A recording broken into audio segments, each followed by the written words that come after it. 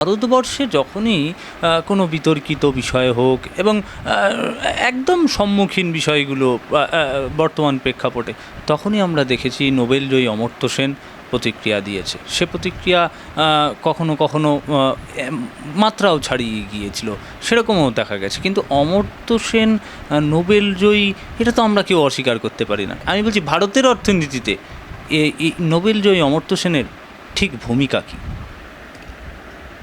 দেখো, প্রথমে আমি বলি যে আমি তো ঠিক পশ্চিমবঙ্গের সাংবাদিক কুলে, তথাকথিত সাংবাদিক কুল, তথাকথিত বিদ্বজ্জন বুদ্ধিজীবী, তাদের মধ্যে পড়ি না। তো আমি তোমাকে যেটা বলছি ওনার নোবেল প্রাইজ সম্পর্কে, সেই ব্যাপারটা আমি দেখে এসছি সুইডেনের স্টকহোলমে যে নোবেল মিউজিয়াম, সেই মিউজিয়ামে গিয়ে ওখানে তুমি দেখবে সুমিত, প্রতি 10 বছর অন্তর অন্তর নোবেল লরিয়েটদের তালিকা থাকে এবং নোবেল প্রাইজ সেখানে শো করা হয়, রেপ্লিকা।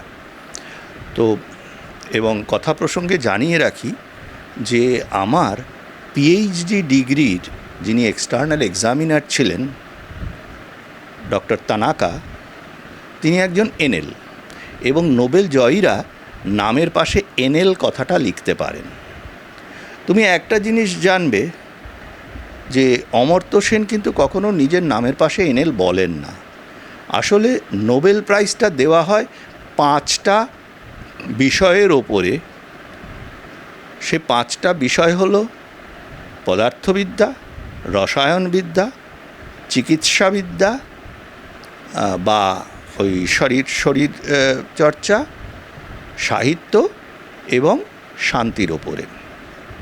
শান্তি পুরস্কারটা ছাড়া বাদবাকি পুরস্কার ওখানে দেওয়া হয়।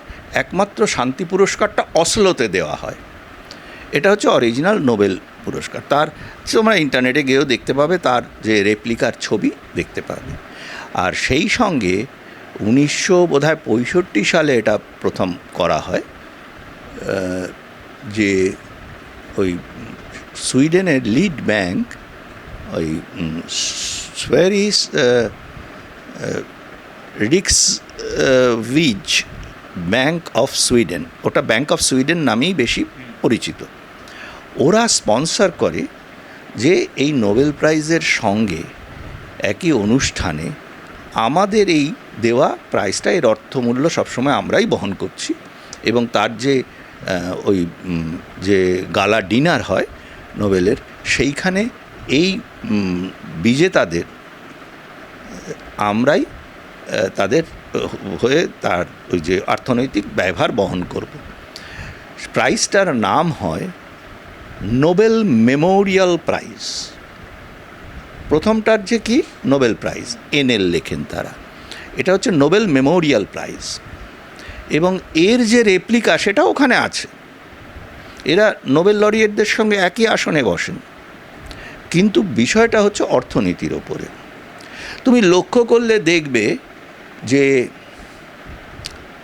এই অমর্ত্যবাবু যেখানে রিসার্চ করতেন, যেখান থেকে কাজ করেছেন তিনি নোবেলের জন্যে, ওয়েলফেয়ার ইকোনমিক্সের ওপরে তার যে কাজ, সেখানে উনি নোবেল মেমোরিয়াল প্রাইজ ডেফিনেটলি পেয়েছেন। এবং নোবেল মেমোরিয়াল প্রাইজটা কিন্তু নোবেল প্রাইজ নয়, যেই জন্য উনি নামের পাশে কখনো এনএল লেখেন না। কিন্তু যারা ওনাকে এনএল বানিয়েছিল পশ্চিমবঙ্গের সাংবাদিক কুল, তাদের সেই কাজের প্রতিবাদও উনি করেননি। পরবর্তীকালে অবশ্য একসময় রেগে গিয়ে উনি কমেন্ট করেছিলেন যে আমি এনএল নই। ঠিকই বলেছেন উনি, সেইটা নিয়ে বলার কিছু নেই।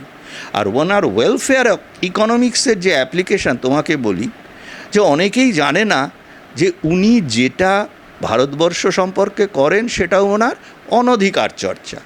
কারণ উনি ভারতবর্ষের নাগরিক নন, উনি হিন্দু নন, এবং ওনার এই হিন্দুত্ব নিয়ে ভারতের ব্যাপারে কথা বলা, আর আমার ধরো জিউদের ধর্ম নিয়ে বা ইভেন ক্রিশ্চিয়ানিটি নিয়ে এবং আমেরিকার বিরুদ্ধে কথা বলা একই জিনিস। অ্যাডভান্টেজ হচ্ছে উনি ভারতবর্ষে জন্মেছিলেন, উনি ওসিআই, ভারতবর্ষে উনি প্রপার্টি রাখতে পারেন, ভারতবর্ষের রাজনীতি উনি করতে পারবেন না, ভারতবর্ষের ভোটাধিকার ওনার নেই। যে দেশের লোক সেই দেশে, আমেরিকাতে কিন্তু ওর ওয়েলফেয়ার ইকোনমিক্সকেও কাজে লাগায়নি। এমনকি ওনার প্রেম প্রীতির দেশ পাকিস্তান এবং বাংলাদেশ, তাদের অর্থনীতিকে বেইল আউট করার জন্যও কিন্তু তারা অমর্ত্য সেনের ওয়েলফেয়ার ইকোনমিক্সের সাহায্য নেননি।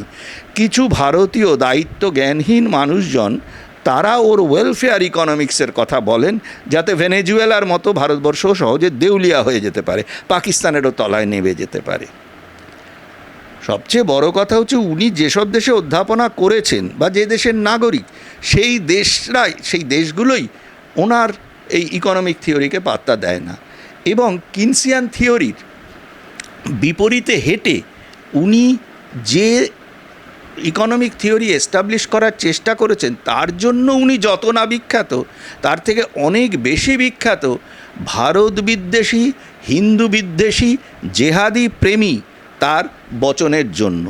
তার কিন্তু ভারতের বর্তমান প্রধানমন্ত্রী এবং ভারতের যে বর্তমান শাসক কম্বিনেশন, শাসক দলের যে লিড রাজনৈতিক দল, তার বিরুদ্ধে প্রচণ্ড রাগ।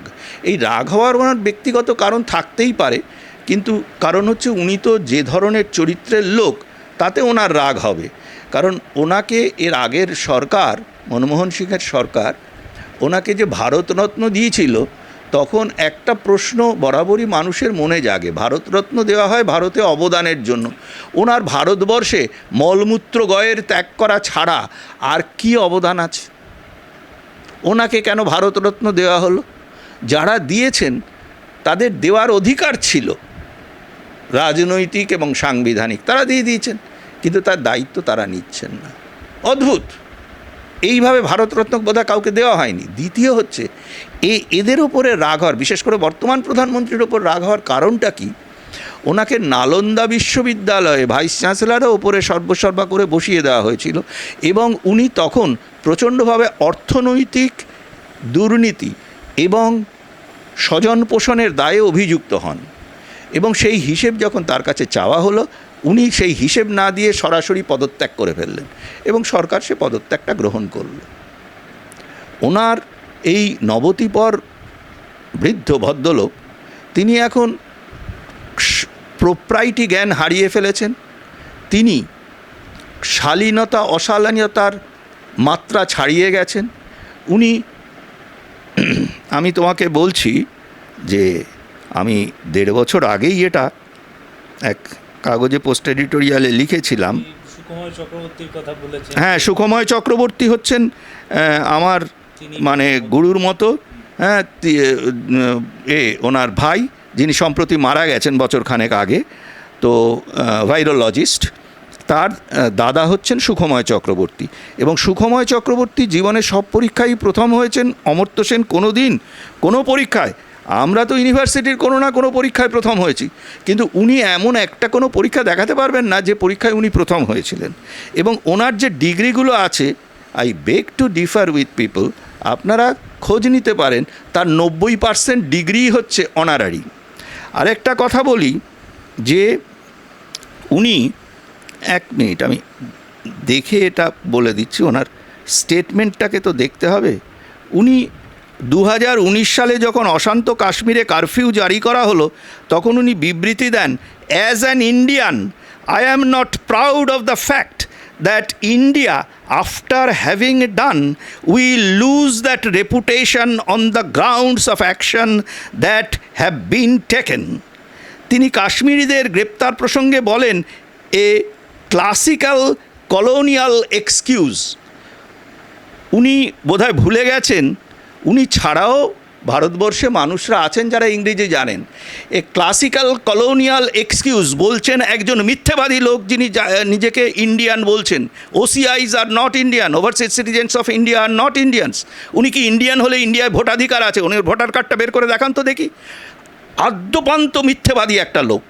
এবং তিনি জেহাদি ভারত বিদ্বেষী, হিন্দু বিদ্বেষী শক্তির দালাল হিসেবে কাজ করেন এখানে।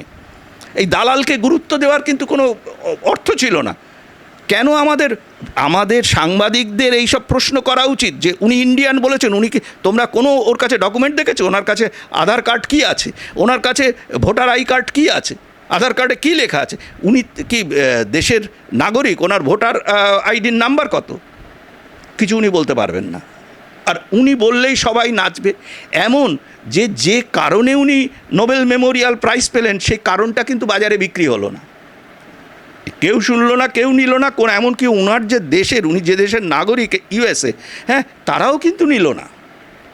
দ্বিতীয় আরেকটা কথা বলি, উনি যে শেষ কথাটা এই কলোনিয়াল যেটা বললেন, ক্লাসিক্যাল কলোনিয়াল তো সেটা কিন্তু পাকিস্তানের কথা, একবারে ইনভার্টেড কমার মধ্যে পাকিস্তানির শাসকরাও কিন্তু সেই একই কথা বলেছে। আজকে কাশ্মীরি পণ্ডিতদের নিয়ে উনি ভাবিত নন, উনি তো হিন্দুই নন, তো কাশ্মীরি হিন্দু পণ্ডিতদের নিয়ে উনি ভাববে কেন? এবং উনি হিন্দু বিদ্বেষী। উনি কীরকম মিথ্যেবাদী লোক যে আমি বহু আগে বলেছিলাম, কাদের মিয়া বলে, উনি তো আর ইকোনমিক্সের কোনো, বললাম তো যে কিনশিয়ান থিওরির উল্টো দিকে হেঁটে উনি কিন্তু বিখ্যাত হননি। উনি বিখ্যাত যেখানে হয়েছেন সেই কাদের মিয়ার কথা বলি, যে কাদের মিয়া সম্পর্কে উনি বলেছিলেন, কাদের মিয়া হচ্ছে ওনার যে মামা বাড়িতে বাংলাদেশে, সেখানে ওই 1946 সালে যখন রায়েট হয়, উনি ক্লেম করেছেন যে কাদের মিয়াকে হিন্দু ল্যান্ডলর্ডরা নাকি ছুরি মেরে পেছন থেকে হত্যা করে, যেটা সর্বৈব মিথ্যে কথা। আমি লিখেওছি এখানে যে কাদের মিয়ার সম্পর্কে উনি যেটা বলেছেন সেটা সম্পূর্ণ মিথ্যে কথা। তিনি বলেছিলেন যে মানে সর্বৈব মিথ্যা, একটা প্রোপাগান্ডিস্ট তথ্য ছিল। তিনি ভারতীয় উপমহাদেশের বিশেষ গোষ্ঠী ও বিশেষ রাজনৈতিক মতকে প্রমোট করতে চেয়েছিলেন, মানে সেই জেহাদি গোষ্ঠীর কথা বলছি। 1946 সালে গ্রেট ক্যালকাটা কিলিং ও নোয়াখালী হিন্দু গণহত্যার মতো ঐতিহাসিক তথ্যকে বিকৃত করে উনি মিথ্যা প্রচার করতে গিয়েছিলেন। তার উয়ারির, মানে ওই দাদুর বাড়ি আর কি, মামা বাড়ি, তার উয়ারির বাড়ির সামনে ছুরিকাহত কাদের মিয়ার মৃত্যু তাকে এতটাই ভাবিয়েছিল যে তিনি তার জন্য সম্পন্ন হিন্দু জমিদারদের এবং মুসলমানদের দারিদ্র্যকে দায়ী করেছিলেন। হিন্দুদের দ্বারা শোষণের জন্যই নাকি ইসলামীরা প্রতিবাদে সংঘর্ষ করে। এই কাল্পনিক গল্প কিন্তু ওনার অর্থনৈতিক তত্ত্ব। একজন বৃদ্ধ ভদ্রলোক এই পাড়ায় কিভাবে এরকম মিথ্যে কথা বলতে পারে আমি জানি না। ওই সময় ওই পাড়ায় থাকা এক বৃদ্ধের, যিনি এখনও জীবিত, আমাদের এই করুণাময়ীতে আছেন, হ্যাঁ, তার কাছে শুনেছি যে কাদের মিয়ার পিঠে দাঙ্গার সময় আঁচড় লেগেছিল এবং সেই ঘটনার অনেক বছর পরেও সেই অঞ্চলে হিন্দু বাড়িসহ অনেক বাড়িতেই কাদের মিয়া মুনিশ খাটানোর কাজ করত। তারপরে 1965 পরে কাদের মিয়া তার নর্মাল ডেথ হয়। হ্যাঁ, এই লোকটা অত্যন্ত মিথ্যেবাদী এবং তোমরা জানো যে তার ওই পৈতৃক সম্পত্তিতে তিনি কীভাবে বিশ্বভারতীর জমির কিয়দংশ দখল করে আছেন এবং সেটা নিয়ে উনি অনেক লাফালাফি করেন। একটা সুবিধাবাদী, একটা অসৎ লোক। তার ব্যক্তিগত জীবন নিয়ে আমি কারোর বলতে চাই না, ওরও বলতে চাই না, কিন্তু আদ্যন্ত একজন ধিক্কৃত মানসিকতার লোক, মানে বিকৃত মানসিকতা বলবো। এই লোকটাকে প্রমোট কেন যে বাঙালি করে, এটাতে বাঙালিই ছোট হয়ে যায়। তারা একটু ইকোনমিক্সের ফিল্ডে অমর্ত্য সেনের কী অবদান সেটা একটু আমেরিকাতে গিয়েই জেনে আসুক ওনার দেশে, তাহলেই বোঝা যাবে। আরেকটা জিনিস বলি, উনি কিন্তু ফোর্ডের জামাই হিসেবে, ফোর্ডের বাড়ির জামাই হিসেবে নোবেল প্রাইজ পাওয়াটা ওনার পক্ষে সহজ হয়েছিল। এটা যদি ভারতবর্ষের কোনো সাধারণ মানুষের হতো, এরকম অনেক ক্ষেত্রে অনেক ভালো কাজ করেও তারা কিছু পাননি। He is a political promoter, একজন দালাল মানুষ। একদমই তাই। আমার আজকে একটু জেনে নিয়ে শেষ করব। মুখ্যমন্ত্রী আজকে একটা স্টেটমেন্ট দিলেন, মমতা ব্যানার্জি, যে একদম কালকের যে নির্বাচন হয়েছে মানিকতলা সহ 4 জায়গায় একপেশে সংবাদ দেখাচ্ছে। বেশ কিছু সংবাদ মাধ্যমকে উনি দায়ী করে গেলেন ঠিক আজ দুপুরের প্রেস কনফারেন্সটায়।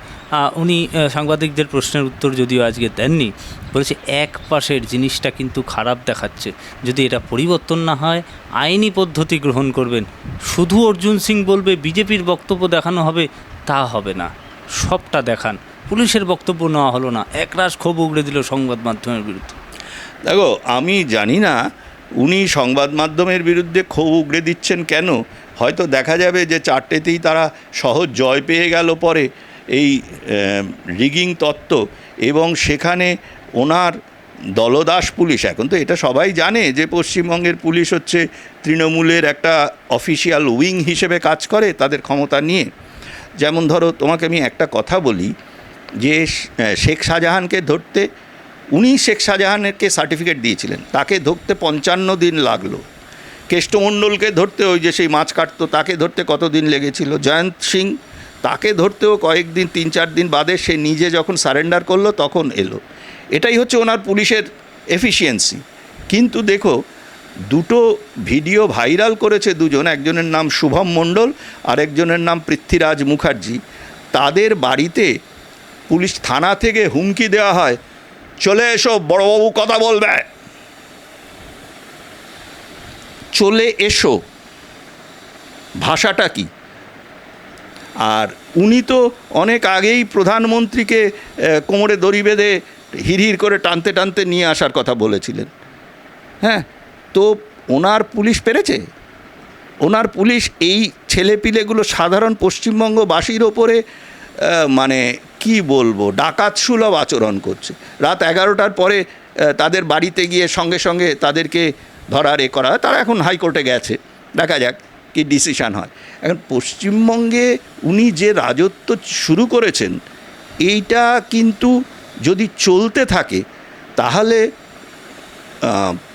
গত শতাব্দীর 18-19 দশকের যে 8-9 দশকের যে অশান্ত কাশ্মীরের অবস্থা ছিল, এখানকার অবস্থা আরও খারাপ হবে। কারণ কাশ্মীরের সঙ্গে প্রতিবেশী রাষ্ট্রের বর্ডারে মাঝখানে যে কিছু প্রাকৃতিক বাধা আছে সেটা কিন্তু এখানে নেই। সেই জন্য আমাদের যেটা করতে হবে সেটা হচ্ছে ইমিডিয়েটলি ভারত সরকারকে এসব ব্যাপারে হস্তক্ষেপ করা উচিত। আর উনি কি বললেন পুলিশকে জিজ্ঞাসা করুন। পুলিশকে জিজ্ঞাসা করার কি, পুলিশের হয়তো উনিই বক্তব্য দেন, উনি তো পুলিশ মন্ত্রী। এবং এখন উনি কিন্তু ওই সেই চাউসেস্কুর মতো অবস্থা করে দিচ্ছেন যে পশ্চিমবঙ্গে চাউসেস্কুর যে লাস্ট ভোট হয়েছিল সেখানে চাউসেস্কু থাকবে কি থাকবে না, ইয়া অর নো, এই ভোটিংয়ের জন্য যখন দেশের লোক ভোট দিয়েছিল, মাত্র 5 জন লোক ওনার এগেনস্টে ভোট দিয়েছিল, তার মধ্যে চাউসেস্কুর নিজের পাচক ছিল। এবং পরবর্তীকালে জানা গেল ওই পাচককে উনিই বলেছিলেন যে তুমি আমার বিরুদ্ধে ভোট দেবে। উনি ধরে নিয়েছিলেন তাহলে একটা ভোট বিরুদ্ধে থাকবে আর বিরোধী হবে। ওনাকে তো এখন বিরোধী খুঁজতে হবে। ওনার দলবল, ইলেকশন কমিশনের যে চিফ ইলেকটোরাল অফিসার আছেন, তার পার্টিজান ক্যারেক্টার, এই সব কিছু এমন একটা জায়গায় নিয়ে গেছে যে পশ্চিমবঙ্গের শাসকের গণতান্ত্রিক যে বিশ্বস্ততা এবং পশ্চিমবঙ্গে যা চলছে তার যে সাংবিধানিক স্বীকৃতি, এই দুটোই কিন্তু মানুষের অট্টহাসের পাত্র হয়ে গেছে।